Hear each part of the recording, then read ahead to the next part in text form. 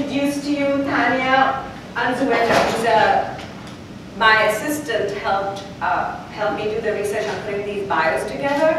And here's what she says about her. She says, Tania Unzueta is a dream activist and general badass.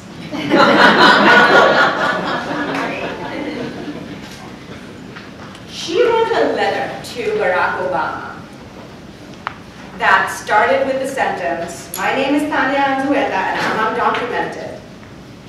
I've lived in Chicago since I was 10 years old." I'm going to leapfrog to the rest of the letter and say, "I was there with the DREAM Act 5 in John McCain's office when 3 undocumented youth made history as the first undocumented immigrants committing civil disobedience and getting detained with the aim of changing US immigration law. I was also one of the DREAM Act 21 to get arrested for the second time in US history on Capitol Hill in a mostly successful effort to get Congress shift towards taking up the DREAM Act. How many more youth will have to detain themselves before Congress passes DREAM? How many more lives have to be put on hold or lost to the shadows before our leaders act? The time to pass the DREAM Act is now.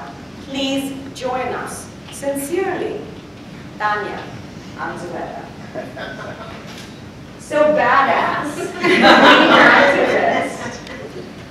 A lot of energy and hope and power has come from you guys just taking to the streets, coming out of the shadows, really reminding us what we need to be putting on the line to gain the kind of victories that we want. And really, deep respect and thank you for that work. What's going on with you right now? What are some of the next steps that all of us need to be thinking about, not just around the dreamers, but sort of really with all of the intersection of issues that you're dealing with and putting frontline and center?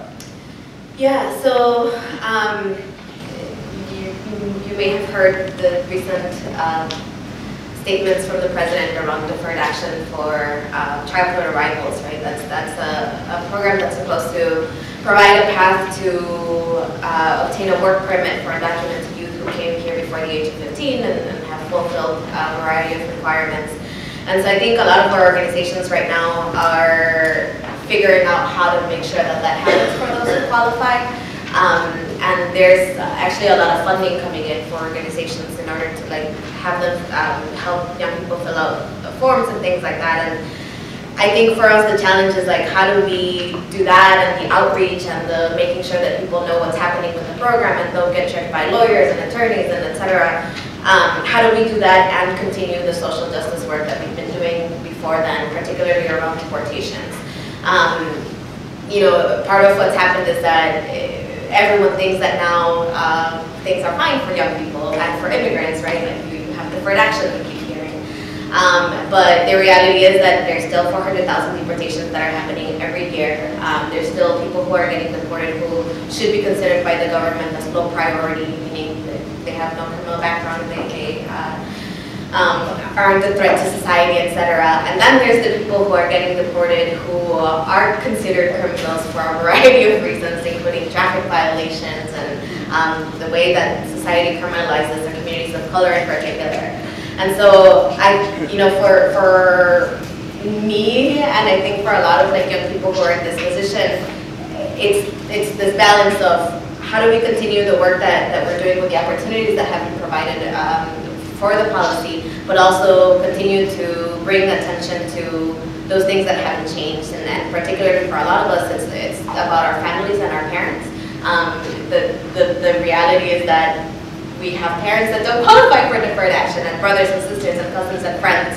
And so when we talk about deportations and how they're affecting our communities, it's still something that very much affects us.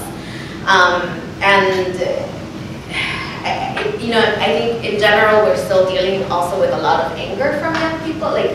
So as someone who's grown up undocumented in the United States for the last 18 years, I feel very angry still about the way that immigration has not been addressed by a lot of social justice movements. And so I think we're trying to figure out how do we get our voices heard within the larger social justice arena, but also learn from a lot of the stuff that's been happening that is very innovative. So I think we're in a very interesting space right now where there's a lot of opportunities as well.